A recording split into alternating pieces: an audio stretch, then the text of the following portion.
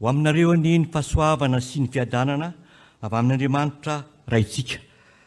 Salamo 5:50 andininy voalohany ka hatramin'ny fahatelo. Salamo 5:50 andininy voalohany ka hatramin'ny fahatelo. Iarahantsika mamaky izany. Avia, aoka isika iovoan'i Jehovah. Aoka isika nao fefaliana ho an'ny vatolany famonjenantsika. Aoka keo anatrehany amin'ny filerana isika. Aoka nao fefaliana ho azy amin'ny fifaliana isika. Andriamanitra lehibe Jehovah, ary mpanjaka lehibe ambony Andriamanitra rehetra izy. Iantso ny anaran'Andriamanitra isika. Lehibe sy mahatalanjona ny asanao, Tompo Andriamanitra, sy toa. Mahitsy sy marina ny lalanao. Ry mpanjaka mandrakizay, iza no tsy atahotra, ary iza no tsy ankalaza ny anaranao, Tompo. Fanao ihany ny masina, ary ny firenena rehetra ho avy ankohaka eo anatrehanao.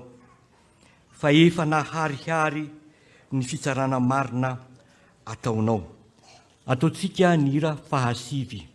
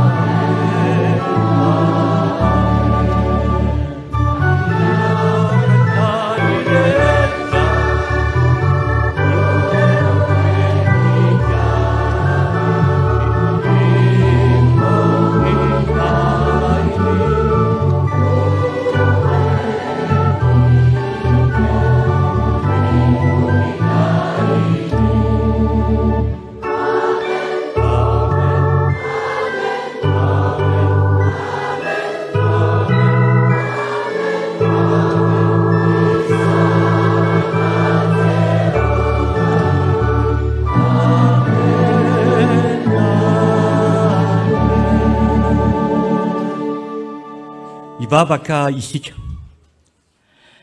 Andriamanitra rainay io, Andriamanitra tsara ianao ary manao ny tsara, dia nasehonao miariary taminay izany fahatsarana izany, ka indreto izahay tonga eto amin'ny tranonao idera ankalaza ny anaranao.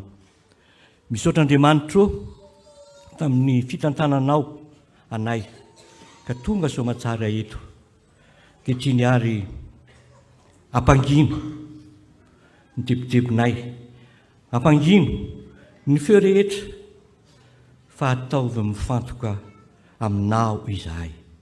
Misaotra raha io. Amen. Petraka isika.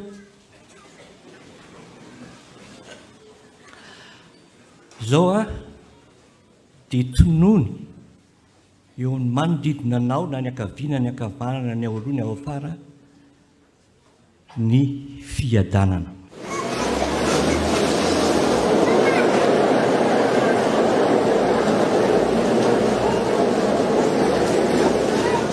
Ho aminareo ny fiadanana.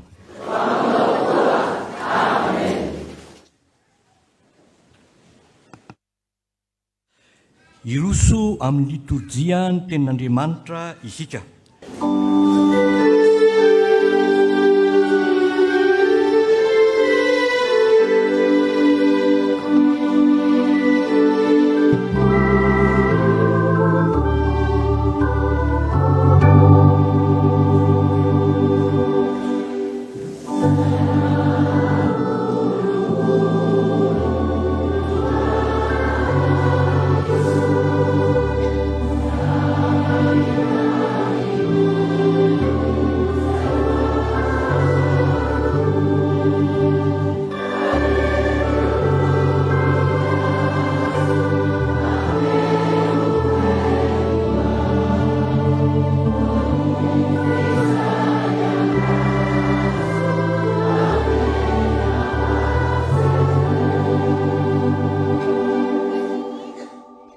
Zao tsika dia angataka aloha za voalohany indrindra nokatra am-baibolitsika amin'ny Romanina toko 7:10 andininy 10. Romanina toko 7:10 ny andininy 10 dia rahantsika vakiana rehefa hita. Dia zao ny tapany voalohany ihany no vakiantsika, isa 2:3. Ny fitiavana tsy manisy ratsy ny namana. Mazava be izany teny izany fa andeha tantara kely no anazavantsika anazy.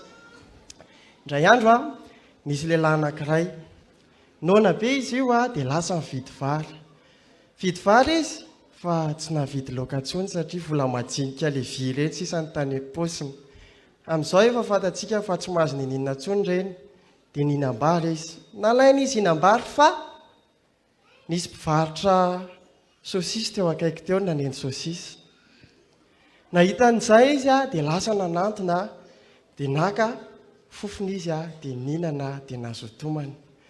Fa no nitan'ilay mpivarotra izy fa nanantona teo, dia tezitra be ilay mpivarotra, tena tezitra izy. Fa ahoana izao rangahy, tsy avelako ianao androany, avy ianao etiko any amin'ny fokontany, tena tsy avelako ianao fa nangalarinao fofo-tsosisiko. Dia lasa noentiny tany amin'ny fokontany ilay rangahy. Rehefa nentiny tany ilay rangahy dia naveriny ihany ny teny. Io rangahy io nangalatra ny fofo-tsosisiko, tsy nividiany, tsy natao nina fa tonga dia nangalariny fotsiny, ary tena tratrako izy ninam-bary teo akaiky ny zanan'endy. Eny arozy ny mpitsaro. Satria ianao, resaka amin'ilay rangahy izy, satria ianao nangalatra ny fofo-tsosisiny dia izao no sazy azonao. Alaina daholo izay vola rehetra any aminao. Nalaina ilay vola. Rehefa nalaina ilay vola, naka vilia vy ilay mpitsara, dia nalatsany teo ambony teo ilay vola 1, 2, 3. Nikoritsana ilay vola vy kely mba tany aminazy ary rehefa nikoritsana ilay izy dia naverina tamin'ny aminy ilay vola, dia hozy ilay mpitsara. Satria ianao nangalatra ny fofo-tsosisin'ilay mpivarotra, ho sazy solon'izay kosa dia omenao anazy ny feoan'ny vola mikoritsana avy any aminao. Inona ny tianambara amin'izany zavatra izany? Ndeha avelantsika jerena ilay teny teo hoe ny fitiavana tsy manisy ratsy ny namana. Izao rakizy, ry zoky, ry namako, ry ray aman-dreny, Andriamanitra dia mahita ny zavatra ataontsika. Raha tsy tia namantsika dia valiany arak'izay tahaka an'ilay mpivarotra saosisy. Raha tia namana kosa isika dia valiany arak'izay fa Andriamanitra tsara, Andriamanitra. Inona izany tsy tokony ataontsika? Manisy ratsy ny namana. Andeha avelitsika ilay tenin'Andriamanitra teo a, Isa 2:3. Ny fitiavana tsy manisy ratsy ny namana. Dia tsika tonga dia hiarivavaka.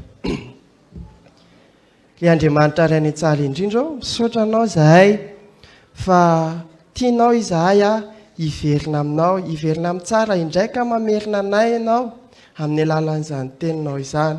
Mampianatra anay ianao Tompo, tsy hanisy ratsy ny namana. Koa manomboka androany raha nanao izany izahay dia hifona anay ary ampy anao izahay hanisy soa hatrany ho andreo namanay. Misaotra indrindra Tompo, amin'ny anaran'i Jesosy nanaovanay vavaka. Amen.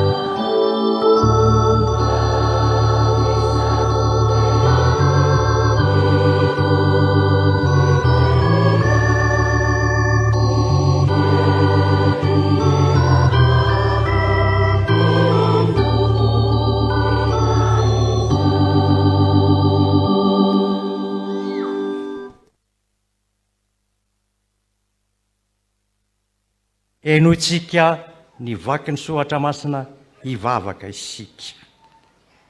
Misaotra makasitraka makatelonanao no ny tantananao sy mivimbinanao anay ry Jehovah Kristy Tompo, ka zahonay mandre indray ny teninao, azanonay aim-baovao amakivaky ny fiainanay. Meteza ianao amin'ny alalan'ny fanainao masina, ampangina izay rehetra tsy nambolenao. Dia mino zahay sy manantena fa hiaina anatanteraka, anatotosa ny adidy sy ny andraikitra indrindra amin'ny fanompoana napetraka ao ho efanay. Saotra Jesosy Kristy Tompo. Amen. Hiaino misesy ny vaky ny sohatra masina isika ry mpianakavy ny finoana. Testamenta taloha, Zefania 2:2 ka hatramin'ny 7.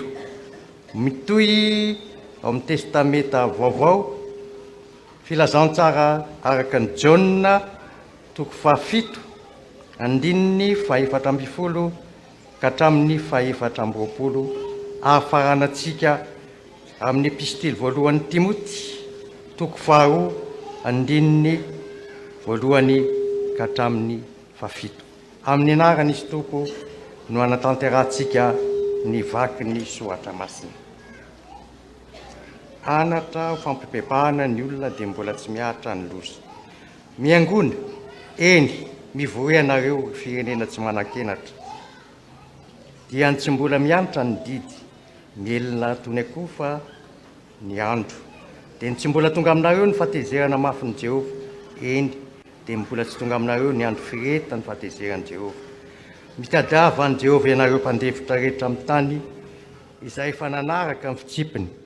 Tadiavo ny fahamarinany, tadiavo ny fandeferana, angamba ho voafina ihany ianareo amin'ny andro fahatezerany Jehovah. Amen. Ary rehefa nisasaka ny andro firavoravona dia niakatra teo an-kianjan'ny tempolo Jesosy ka nampianatra. Dia gaga ny Jiosy ka nanao hoe ahoana no nahaizan'ilay ity soratra nefa tsy mba nianatra izy. Dia namaly azy Jesosy ka nanao hoe tsy amin'ny fampianarako fa an'izay naniraka ahy. Raha misy olona tahanao sitrapony dia alalany amin'ny fampianarana izy, na avy amin'Andriamanitra izany na miteny ho ahy aho. Izay miteny ho azy dia mitady ny voninahitry ny tenany, fa izay mitady ny voninahitra izay naniraka azy no marina, ary tsy misy tsy fahamarinana ao aminy. Tsy Mosesy va no nanome anareo ny lalàna, nefa tsy misy eo aminareo mankatoa ny lalàna. Nahoana ianareo no mitady hamono ahy?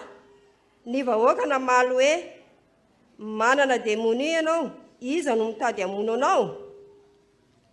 Jesosy namaly ka nanao taminy hoe asa iray loha ihany no nataoko, ka gaga avokoa ianareo rehetra. Izao no namomeza Mosesy anareo ny famoronana, tsy noho izy avy tamin'ny Mosesy, fa noho izy avy tamin'ny razana.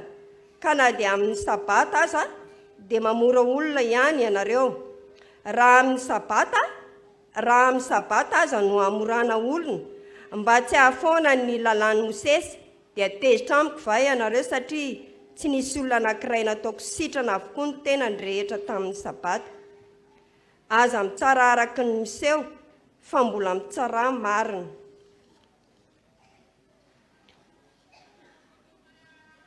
Koa mananatra voalohany indrindra mba hatao izay fangatahana, fivavahana, fifonana, fisaorana ho an'ny olona rehetra, ho an'ny mpanjaka mba amin'izay rehetra manana fahefana, mba hiainantsika miadana sy mandro fa izay amin'ny toe-panahy araka an'Andriamanitra sy ny fahamotinana rehetra.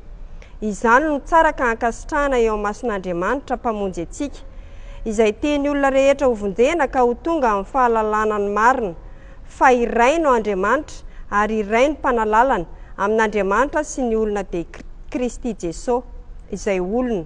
Sady nanolotra ny tena no avitra hisolo ny olona rehetra dia zavatra ho fitory amin'izao androny izao. Mba hanao izany no nanendrena ho ahy mpitory sy apôstôly ho mpampianatra ny jentilisa amin'ny finoana sy ny fahamarinana. Amen. Ray masinao, manamasinana ny fahamarinana, teninao ny fahamarinana. Hitsenantsika ny afatr'Andriamanitra, ataontsika ny hira 7:1 sy 2.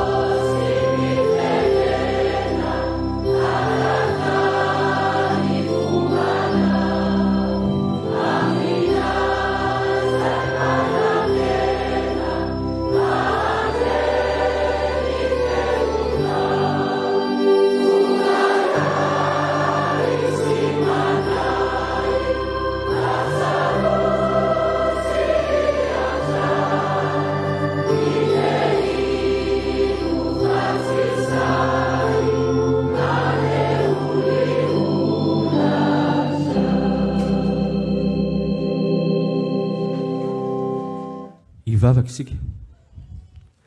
Fanay masina, mameno anay mba hahafahanay mandray ny hafatra avy amin'ny teninao.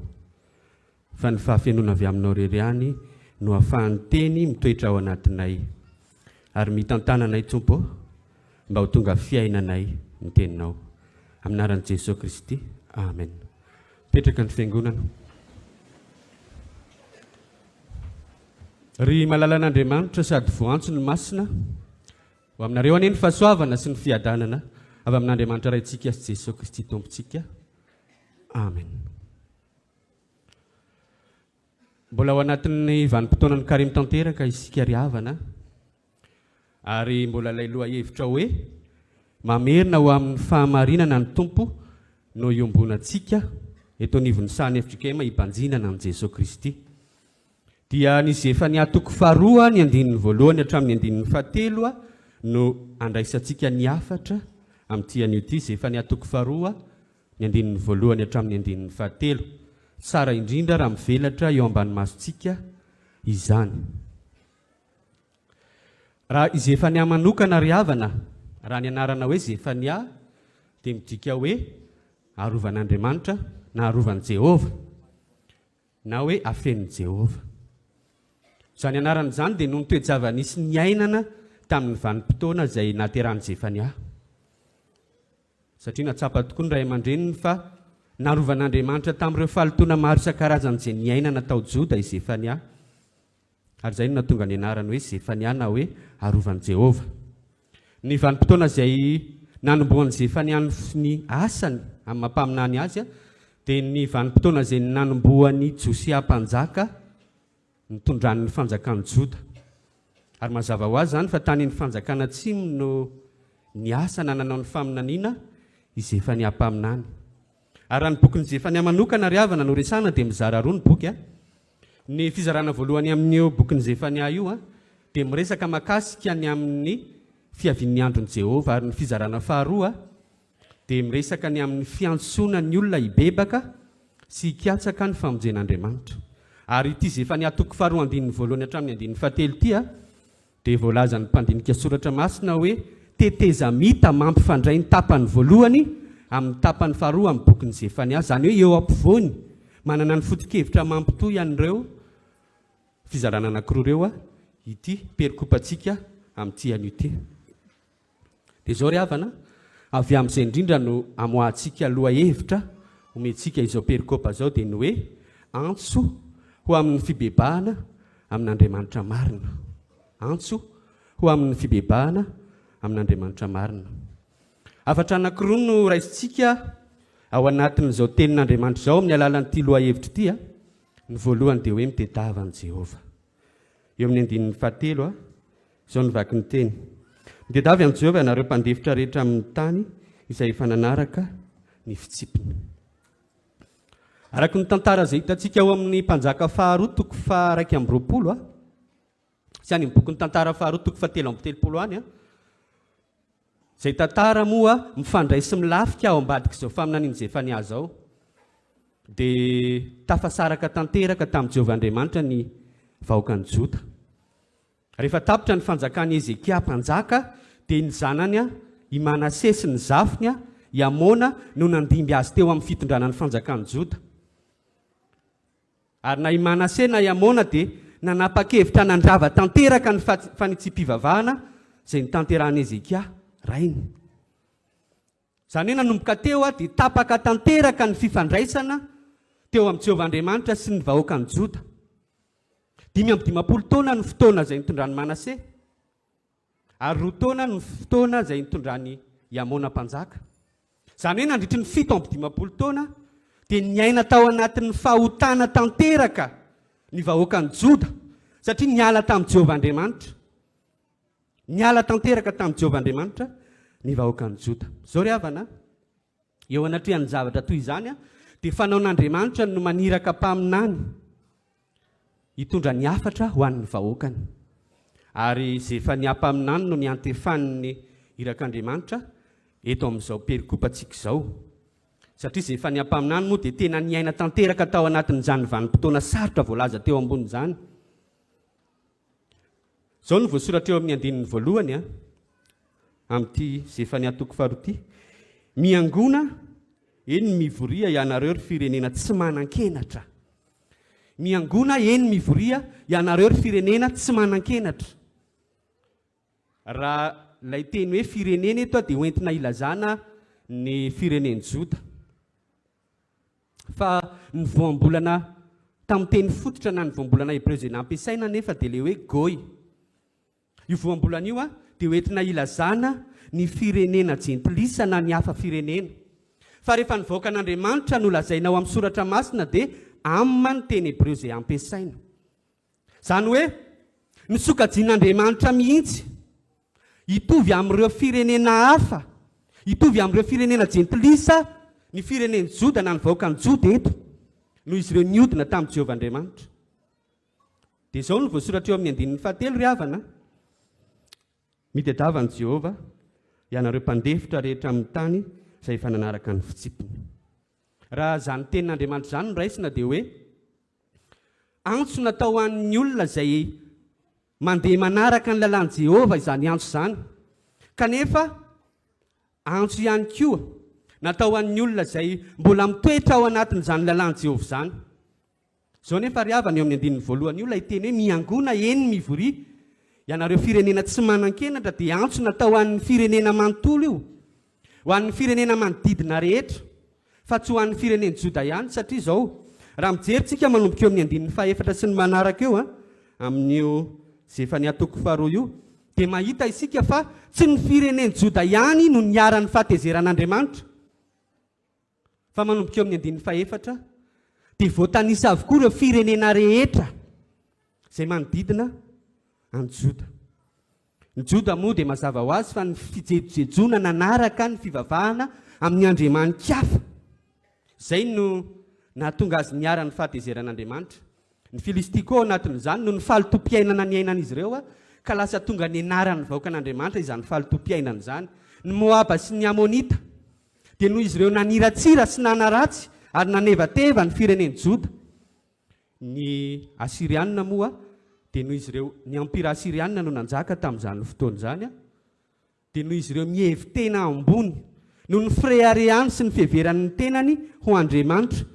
Izany no antony natonga ny fahatezeran'Andriamanitra niatra tamin'ireto Asirianina ireto. Izany hoe io antso io ilay hoe mitadavy amin'ny Jehovah dia antso miantefa ho an'ireo firenena rehetra mihitsy fa tsy ho an'ny fireneny Joda ihany. Ry havana, ity antso ity izany ilay antso antsoina amin'ny teny latina hoe confessio universi, na ilay hoe repentance universelle, fiantsona, fibebahana ho an'izao tontolo izao. Ny firenena rehetra mihitsy no antsoina hibebaka eo anatrehan'Andriamanitra, fa tsy ny fireneny Joda ihany. Ary izany no antony nahatonga ny Jehovah Andriamanitra naniraka ny Zefa niampaminany hiantso an'izao tontolo izao hibebaka. Miantefa amintsika raha teo koa izany tenin'Andriamanitra izany. Mitadava ny Jehovah. Ny Timoty 2:2 ny 5. Timoty 2:2 ny 5 dia izao no vaky ny soratra amin'ny anaran'i Jesosy. Iray no Andriamanitra ary iray ny mpanalalana amin'Andriamanitra sy ny olona dia Kristy Jesosy. Izao ihany koa no voalaza ao amin'ny Jaona 1:1 raha miaiky ny fahotantsika isika dia matoky sy marina izy ka mamela ny fahotantsika sy manadio antsika ho afaka amin'ny tsy fahamarinana rehetra. Tsotra ny afatra ry havana omena antsika amin'ity an'ity. Tandremo sao tafasaraka amin'ny Jehovah Andriamanitra isika. Tandremo sao tafasaraka amin'ny Jehovah Andriamanitra isika. Tsisy fomba ahafahana miala amin'ny fahatezeran'Andriamanitra rehefa tafasaraka amin'izany Andriamanitra izany isika. Ary mitadiava ny Jehovah. Iray ny mpanalalana dia Jesosy Kristy. Manantona an' Jesosy Kristy ry havana. Izany no antony nanolorany tenany teo ambony hazo fijaliana. Izany no antony nandatsahany rano teo ambony hazo fijaliana.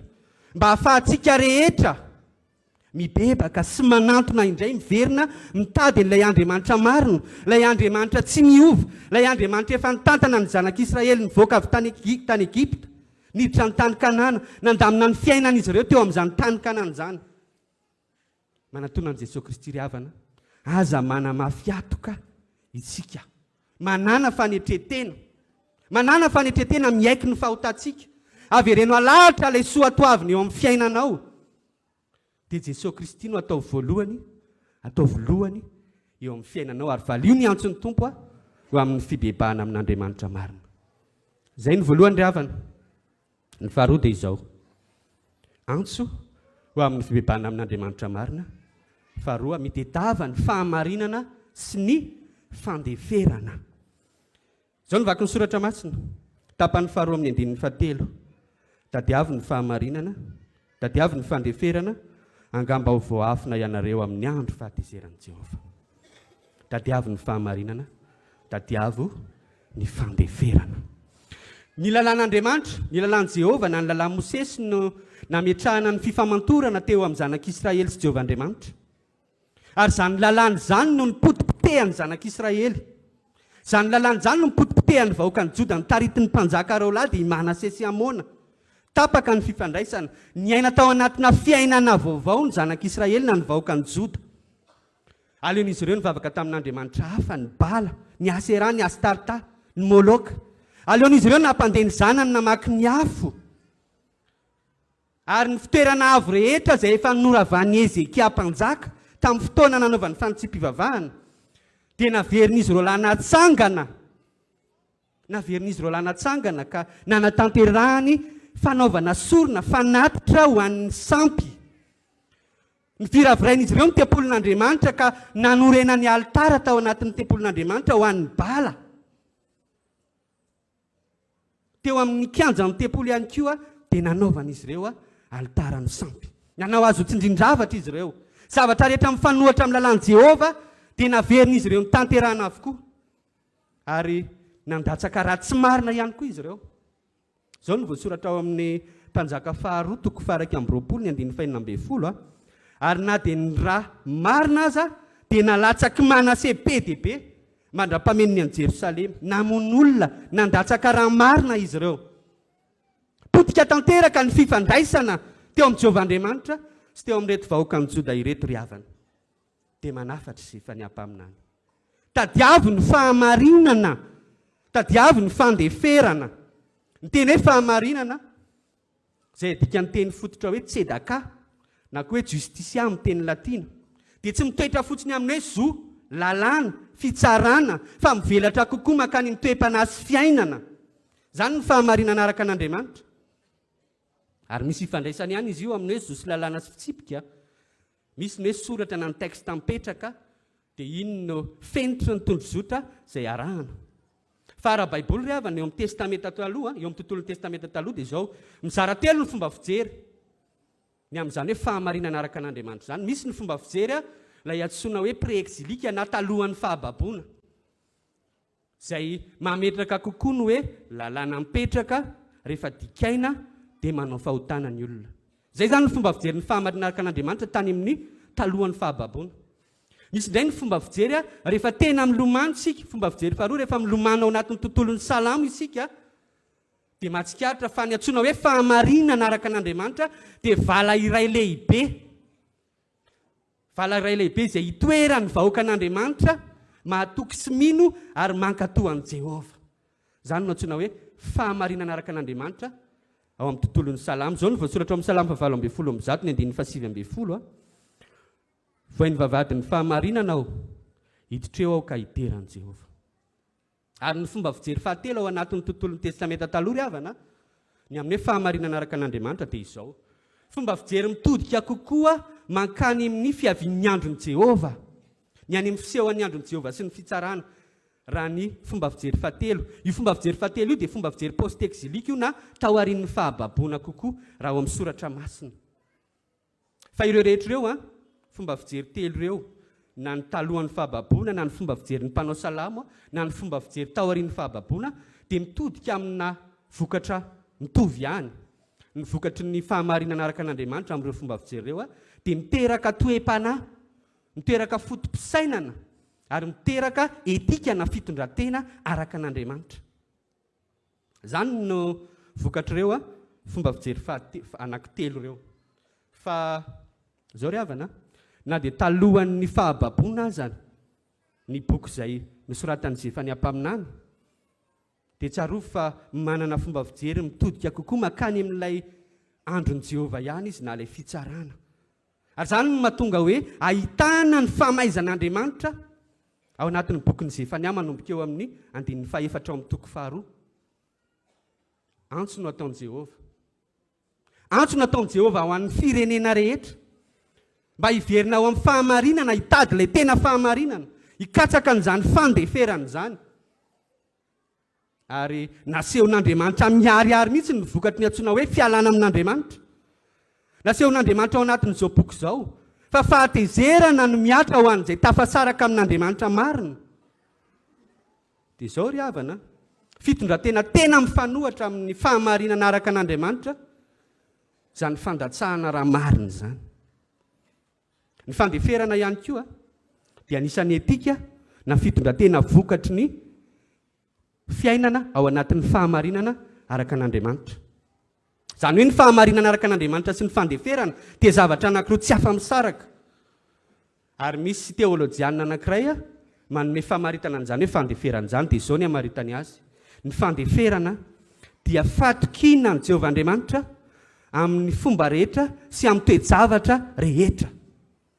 Fatokiana ny Jehovah Andriamanitra amin'ny fomba rehetra sy amin'ny toe-javatra rehetra. Izay izany namaritany antsoina hoe fandeferana. Fa izao ry havana, ireo zavatra rehetra voalaza ireo dia mitarika ny saintsika ary mampitodika antsika.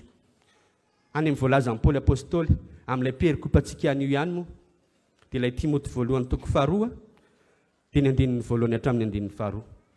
Izao no vaky ny teny. Koa mananatra voalohany indrindra aho mba atao izay fangatahana, fivavahana, fifonana, fisaorana ho an'ny olona rehetra, ho an'ny mpanjaka mba amin'izay rehetra manana fahefana, mba hiainantsika miadana sy mandry fehizay amin'ny toe-panahy araka an'Andriamanitra sy ny fahamontinana rehetra. Amin'ny toe-panahy araka an'Andriamanitra sy ny fahamontinana rehetra. Ilay hoe toe-panahy araka an'Andriamanitra, io ilay antsoina hoe pietisme. Toe-panahy araka an'Andriamanitra dia io ilay fiainana ao anatin'ny fahamarinan'Andriamanitra. Omentsika fahamaritana moa io pietisme io, dia misoratra eo amin'ny fafana azontsika vakiana ny fahamaritana amin'izany hoe toe-panahy araka an'Andriamanitra izany. Ny toe-panahy araka an'Andriamanitra na ny pietisme dia ilay fifandraisana miaina ny mpino iray amin'Andriamanitra ka hitantaratra eo amin'ny tahotra sy ny fanajana ary ny fahatokiana an'Andriamanitra. Raha zavaina tsotsotra izany dia izao. Ilay ianao miaina sy mifandray amin'Andriamanitra mandrakariva isan'andro, ilay fiainanao feno fiainan-bavaka, ilay ianao ao anatin'ny fifohazam-panahy tanteraka, izany no antsoina hoe pietisme na toe-panahy araka an'Andriamanitra.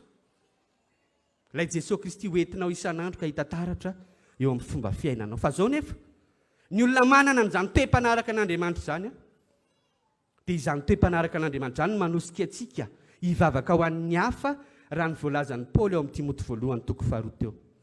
Irahantsika hivavaka ho an'ny hafa, irahantsika hivavaka ho an'ny mpitondra, irahantsika hivavaka ho an'izay manana fahefana rehetra, ary irahantsika hitory filazantsara na manerana n'izao tontolo izao. Irahantsika ampihely ny famonjena izay noentin'i Jesosy Kristy teo ambony hazo fijaliana. Ao anatin'ny fotoana ny hazakazaka masina itsika ry havana. Fantatsika tsara izany. Tsy vita moramora izany hazakazaka masina izany. Mila manao tafika masina tsika. Ampy ve ny tafika masina izay tanterahan'ny fiangonana kristianina. Ataoko hoe fiangonana kristianina. Ary anisan'izany ny antom-pisiany tony asa fifandraisana sy fampalam-baovao na ny afifabitony. Tsarovy ry havana fa anisan'ny manampy antsika ao anatin'ny fitorinan'ny filazantsara izany afifab izany. Anisan'ny manampy antsika amin'ny fampelezana ny vaovao tsara rehetra sy ny momba ny Jesosy Kristy. Efa anisan'ny manampy antsika tanteraka ao anatin'ny tontolon'ny fitorinan'ny filazantsara izany afifab izany. Vanim-potoanan'ny karema izao, mila mandiny teny sika. Misy fanontaniana maromaro izay hitantsika eo amin'ny fahafana raha teo ihany koa. Miantefa amintsika tsirairay avy amin'ity an'ity ao anatin'izao vanim-potoanan'ny karema izao. Mandiny tena ry havana. Fanontaniana voalohany, efa tafiditra tanteraka ao amin'ny valan'ny fahamarinan'Andriamanitra ve isika? Fanontaniana faharoa, efa miaina ny toe-panahy araka an'Andriamanitra ve isika? Ny fanontaniana fahatelo, efa mivavaka ho an'ny hafa sy ny mpitondra tokoa ve isika? Ary ny fanontaniana faefatra farany, toy ny ahoana ny fifandraisantsika amin'Andriamanitra. Ireo ny fanontaniana izay hoe tsika mandiny tena ao anatin'ny vanim-potoanan'ny karema. Mila mieritreritra isika. Mila mandiny tena lalitsika. Amin'izao fotoana izao izany dia manontany tena ianao. Ampy ve ireo fanontanian'ireo ve voavalinao avokoa? Raha voavalinao ireo dia ampy ve? Efa tanteraka ao tokoa ve ireo? raha mbola tsy tanteraka ao ireo a tsy tary ianao. Fotoana zao, tsy tary isika riavana, mbola fotoana zao afahantsika mikatraka ilay fahamarinana sy ilay fandeferana araka an'Andriamanitra. Afahantsika miverina ao amin'ilay Andriamanitra marina, miangona eny mivoria ary miverena amin'Andriamanitra riavana. Amafisy ny fifandraisanao amin'ny Jesosy Kristy. Fa ny fifandraisanao amin'ny Jesosy Kristy ihany no afahanao mitady zany fahamarinana zany. Tsy tafatoetra ao anatin'ny fahamarinana marina ianao rehefa tsy ao amin'ny finoanan'i Jesosy Kristy. Rehefa tsy miombona amin'ny Jesosy Kristy ianao, tsy tafatoetra ao anatin'izany fahamarinana marina zany, na ilay fandeferana izay fahatokiana tanteraka an Jehovahandriamanitra amin'ny fomba rehetra sy amin'ny fotoana rehetra. Entan'ny tenin'Andriamanitra ihany koa isika ry havana, hivavaka ho an'ny hafa, hivavaka ho an'ny mpitondra, ary indrindra hivavaka ho an'ny sampanasa izay asa fifandraisana sy fampalam-baovao eo anivon'ny FJKM na ny AFIFAB. Entan'ny tenin'Andriamanitra isika hitondra mbavaka azy ireo mba hiroporopa-trany izany.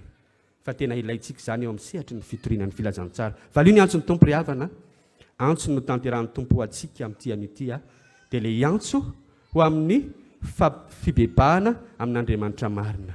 Mitadava an Jehova, mitadava ny fahamarinana ary mitadava ny fahandeferana. Izany ny sitrapon'Andriamanitra ao antsika amin'ity an'ity ry havana. Sambatra ny mahitsy lalana sy mandriaraka amin'an'i Jehova. Sambatra izay fananteny vavam-be ka mitady azy amin'ny fomba rehetra.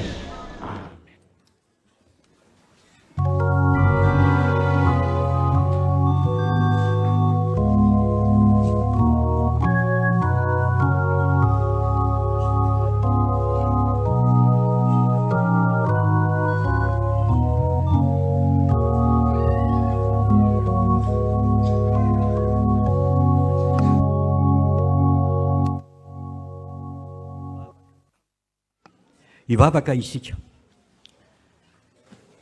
vao avy nandreny sitraponao izay Andriamanitra ka mahatsiaro menatra sy mangay ay satria tafasaraka aminao. Tapaka ny fifandraisanay aminao nohony ny fahotanay. Nefa mbola miantso ianao Andriamanitra, miantso anay hanao ny marina, miantso anay hanana fandeferana. Nefa izahay Tompo Andriamanitra indraindray manadino izany antsonao izany, hanika tafasaraka aminao, tsy mifandray aminao. Mangataka famelana, mangataka fifonana aminao izahay, satria fantatray fa Andriamanitra marina ianao ary Andriamanitra mandefitra amin'ny fahatsotsanay amin'ny fahotanay.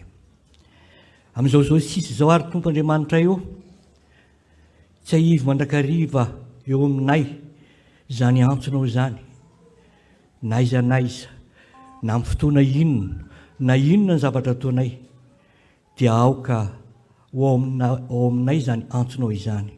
Antso hiverina aminao, antso hanao ny sitraponao, antso hanaraka ny teninao, ka afahanay manao ny marina, afahanay mandefitra, afahanay mivavaka ho an'ny firenena, mivavaka ho an'ny mpiaramonina aminay, mivavaka ho an'ny fianakaviana, eny mivavaka ho an'ny fahavalonay.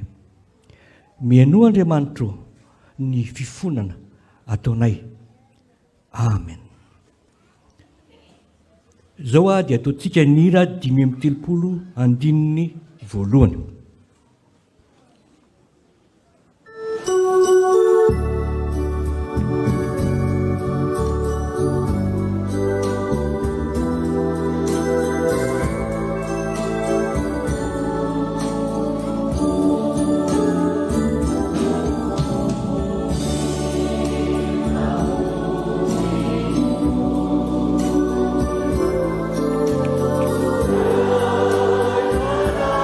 Oh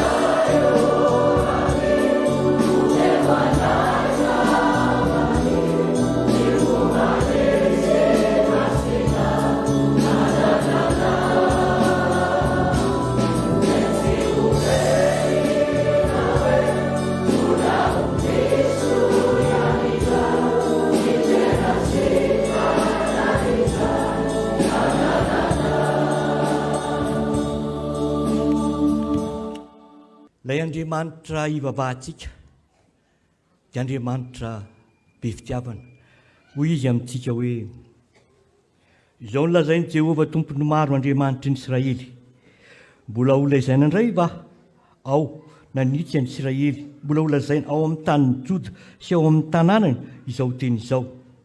Raha ampidiko any amin'ny fahababona izy ho tahiany Jehova ny henao sy ny fonenan'ny fahamarinana sy ny tendrombohitry ny fahamasinana.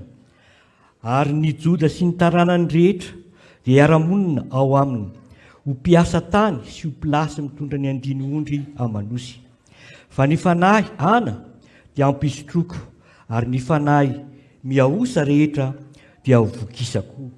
Ary tamin'izay dia nahatsiaro aho ka nahita ary mamiko ny toromasoko. Fa sambatra ny olona izay voavela velona sy voasarona ny fahotany, sambatra ny olona izay tsy sainy Jehova elo ary tsisy fitaka ny fanahiny. Amen. Petraka isika. Ataontsika izao ny hira 2:390 ary aorianan'izay dia ho tanterahantsika ny fanekempinoana laharany voalohany.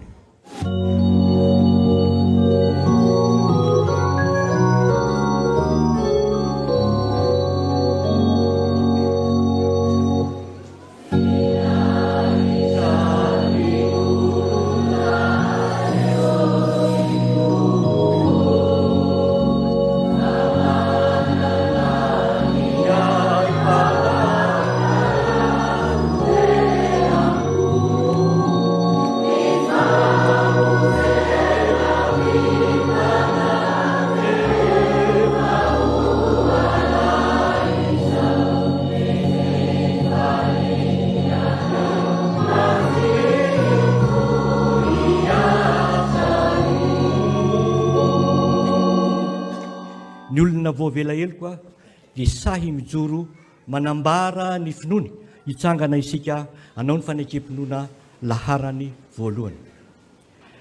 Mino an'Andriamanitra ray tsy tompo-panao ny lanitra sy ny tany aho, ary mino ny Jesosy Kristy zanalahy tonga nataontsika, izay torotoroana tamin'ny fanahy masina, tenako marivitiny, nijanona ny lapaka tao tovolahy, nombola tamin'ny hazo fijaliana, mafika na elo. Nidina tany amin'ny fiainany sita, nitsangana tamin'ny maty tamin'ny andro fahatelo, niakatra ho amin'ny lanitra, nipetraka favaran'Andriamanitra ray tsy tompo. Aviady ny viny tsara mivelona sy ny maty, mety ny fanahy masina aho, mivelona masina manena izao tokoso aho. Fiatorona ny olona masina, famelan-keliko, ary ny fiainana maty, ary ny fiainana mandrakizay. Amen. Irosisika mivavaka fangatahana. Iombona mivavaka isika. Ry Jehovah Andriamanitra rainay, ray aminay amin'ny alalan'i Jesosy Kristy. Faly ny fonay fa afaka miombona ao anatin'izao fotoana izao, ary faly ihany koa ny fanahinay fa voky ny afatra avy amin'ny teninao. Fa ankehitriny Tompo dia mitondram-bavaka reto vahoaka an'Andriamanitra izay vory eto amin'izao fotoana izao. Mba hiombona tanteraka aminao Andriamanitra tokoa izy ireo. Ary andiny tena ka hanamafy ny fifandraisana aminao Jesosy Kristy ilay an'mpanalalana tokana eo amin'ny fiainanay. Andriamanitra, avaozy mandrakariva ny toe-panahinay eo anatrehanao. Aokanehanao Jesosy Kristy mihitsy no hikasika ny fonay tsirairay avy, anova ny fomba fisainanay sy ny fitondrantenanay, hifanaraka amin'ny teninao. Ary fotoana izao hitrotroanay ambavaka ny firenenay dia ny Madagasikara izany. Amafiso ihany koa Tompo ny fifandraisan'ny mpitondra rehetra aminao Andriamanitra, fa sarotra tokoa izany raha ny herinay sy ny tanjakay. Fantatray fa ny tolotsaina avy aminao fanahy masina irery ihany, no ahafahanay miroso, no ahafahanay mijoro vavolombelona, no ahafahanay koa manana ny fanetretena anantonana anao Jesosy Kristy, mibebaka ka miaiky ny fahadisoana rehetra izay mety ho vitanay. Ary omeo izany tolotsaina izany Tompo ny mpitondranay, ny fanjakana rehetra hatrany amin'ny ambony indrindra ka hatramin'ny mpitondra any misehatra ambany indrindra. Andriamanitra manararoatra ihany koa izay mivavaka ho an'ireo rehetra izay mbola tsy kristianina, izay mbola tsy tafiombona aminao Jesosy Kristy satria manana didy izay ny amin'ny fitorianan'ny filazantsara. Dia mangataka sahady izay fanahy masino mba hialohavanao lalana anay ny amin'ny fitorianan'ny filazantsara rehetra izay tanterahana. Ianao fanahy masina ny alo lalana anay ka hikasika sahady ny olona tsirairay avy izay mbola ho tomina ao amin'ny valan'ny fahamarinanao Andriamanitra. Fa ny ady izay atrehana dia tsy vitanay samirery. Ianao ihany koa no efa ilaza fa ianao hiady fizahay kosa angina. Ary fotoana izao izay hitrotroram-bavaka ny asa fifandraisana sy fanoloram-baovao eo anivon'ny FJKM Foibe, ny fampalam-baovao. Dia trotronay am-bavaka koa izany sampanasa eo anivon'ny Foibe FJKM izany mba hiroborobo hatrany na eo amin'ny sehatry ny asa izay tanterahana, na eo amin'ny sehatry ny fitaovana izay ampiasaina ao anatin'izany, dia omenao ny fitaovana tsara, ampy ho ampiasaina amin'ny asa fitoriana ny filazantsara sy anapariana ny vaovao marina rehetra, ilazana ny amin'ny famonjen'i Jesosy Kristy. Ary ny vahoakanao Andriamanitra izay miombona miasa ao anatin'izany sehatra izany dia ho tahinao sy tantaninao ary hovombinao manokana. Ankehitriny izay Tompo dia mitondram-bavaka ihany koa ny mpanomponao eto anivon'ny fiangonana izay nanao rakim-pisaorana tamin'ity an'ity, ao ireo izay nahatratra ny tsingerinandro nahaterahana. Dia trotronay am-bavaka izy ireny Tompo mba hitomba amin'ny fahasoavana mandrakariva ary atsapany alehiben'izany fahasoavana izany ka n'olo tena tanteraka ao amin'ny asanao Andriamanitra. Ampifaliana ihany koa no iombonanay ao anatin'ny vavaka tsara na ampianarinao ny mpianatra ao fa izay manao hoe rainay izany ao masina ianarana mitondra ilay fanjakanao atao ilay sitraponao izay tamin'ny no alehina sy amin'ny menahaka takony milana izay rehefa tamin'ny alaza mitondra ilay fakapana manafana anao ny fanjakana sy ary ny voninahitra nodikisa mipetraka ny fiangonana.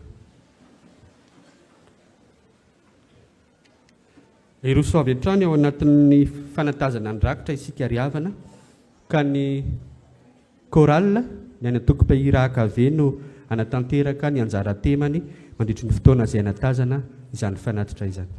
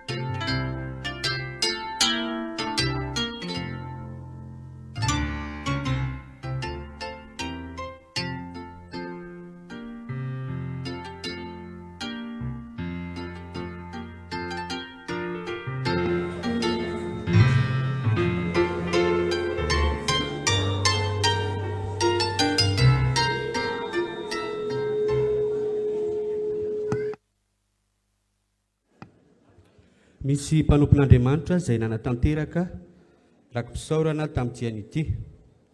Misaoran'i Jehovah ary fanaiko 100 000 ariary ho an'ny cas 70. Manike azy amin'ny alehanao rehetra fa izy andamina ny lalanao. Ohabolana toko 7 ny andininy 9. Misaotra ray noho ny tsingerinandro na terahako. Indro aho manolotra fisaorana ho anao ka manao zao rakim-pisaorana zao 30 000 ariary ho an'ny mpitandrina ezaka W sy ny VFL. Anefa ny vadiko amin'i Jehovah noho ny soa sy ny fitahiana ary ny famindrapona asehony tampoka 20 000 ariary ho an'ny ezaka W.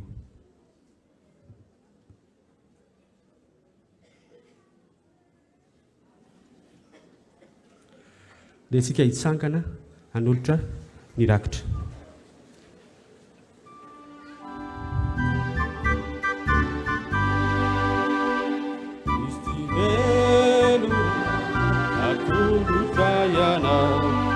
Nivola ufanatetetrakao Kristi velona Inretuesa Atolotra ikiuni tenana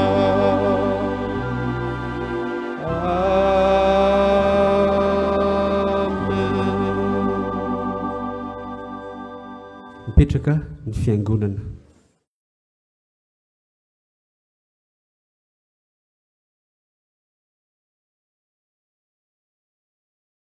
Telona ny arahaba ho amin'ny FJKM sy ny fiangonana na tratra ny alahady ny asa fifandraisana sy fampahalalam-baovao FJKM. Toy izao indrindra ary ny afatry ny asa fifandraisana sy fampahalalam-baovao amin'izao andro manokana hitondranam-bavaka azy izao. Ho an'ny mpitandrina sy ny fiangonana FJKM rehetra. Ho aminareo anie ny fahasoavan'i Jesosy Kristy tompontsika. Amen. Ngiadona indray ankehitriny ny alahady ny fifandraisana FJKM. Natokana indrindra hitondranam-bavaka sy anohanana ny asan'ny fifandraisana eto anivon'ny FJKM. Manana anjara toerana lehibe eo amin'ny fiainan'ny fiangonana mantsy ny fifandraisana, na izany eo amin'ny fitoriana ny filazantsara, na izany eo amin'ny fijoroana ny vavolombelona. Mandray anjara mavitrika amin'izany ireo sampandrara eo anivon'ny afifaby, ny gazety Marturia vavolombelona, ny famokarana fandaharana amin'ny hainao manjery, ny fahazavana televizionna ny NFTV, ny site web FJKM, ireo tambazotra sosialy FJKM, ny arifenitra ary ny radio fahazavana. Isaoran'Andriamanitra fa taom-pahasoavana ho an'ny afifaby ny taona 2022 lasa iny. No reto fotoam-pifaliana ireto 5 taona ny radio fahazavana, 5 taona ny radio fahazavana Toamasina sy any Mahajanga. Nisy ireo mpiasa eo anivon'ny afifaby nankalaza ny jobily volafotsy sy ny jobily fisotrondronono ary ny 10 taona ny asana teo anivon'ny site web FJKM. Teo ihany koa ny fisokafan'ny radio fahazavana tany amin'ny synodam-paritany vitsivitsy. Nanamafy ny fiombonana sy ny fiombonanaina teo anivon'ny afifaby ireo rehetrareo, na dia teo aza ny fotoana ny sy ny fizahantsoetra teo anivon'ny fampandehanan-draharaha, isaorana nefa Andriamanitra fahanana tsara trany ny fomba fiasa izany.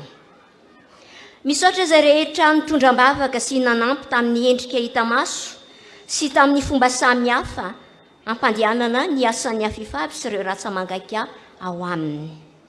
Mandrisika antsika fiangonana ihany koa sy ny fitandremana ary ny synodam-paritany anangana ny asa fifandraisana sy fampahalalam-baovao isaky ny ambaratongan-drafitra. Synodam-paritany, ny fitandremana sy ny fiangonana mba ampandeha tsara ny serasera sy ny fampitam-baovao eo anivon'ny FJKM ahafahana mamonto filazantsara amin'ny Madagasikara. Afaka manatona ny foibe toeran'ny afifaba Analakely, Riana fahenina, izay liana sy vonina ho amin'izany.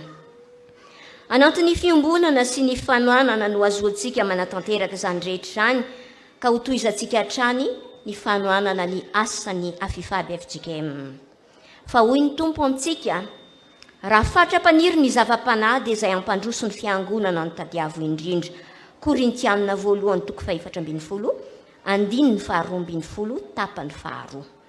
Ho amintsika mandrakariva ny fiadanany tompo. Ny filohan'ny komity ny afifab FJKM Rajona Ervonjy, ny taleny ny afifab Rasafy Malala Tantely Harliv. Ho an'Andriamanitra irery ny voninahitra. Amen. Amarana sahady izao fotoan'izao isika. Ataontsika izao ny hira 9:30 andininy voalohany ary dia hanolotra ny tsodrano ny ray aman-dreny mpitandrina.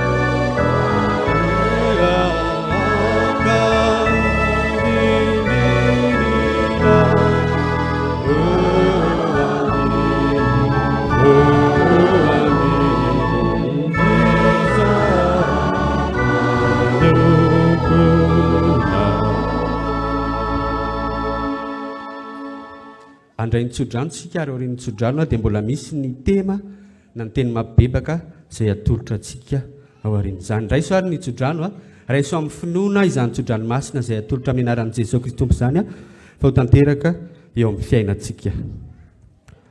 Ary Andriamanitry ny fiadanana izay nitondra an'i Jesosy Kristy tompontsika mpiandro-indro lehibe hiala maty mitondra ny rano fanekena mandrakizay izy ny atanteraka anareo amin'ny tsara rehetra hanao ny sitrapony ka hiasa ao anatinareo izay ankasitrahana eo imasony amin'ny alalan'i Jesosy Kristy ho azy eny ny voninahitra mandrakizay.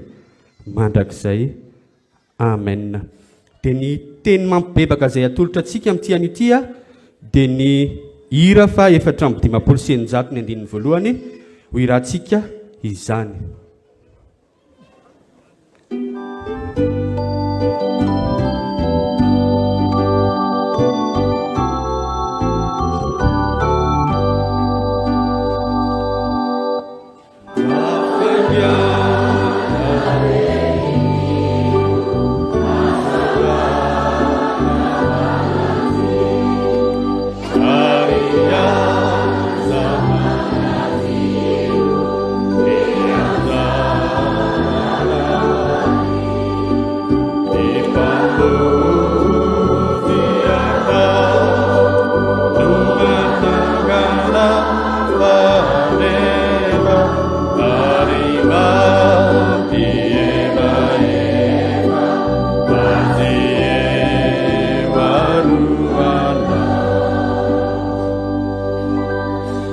Mipetraka isika mivavaha mangina amin'ny saoran'ny Tompo.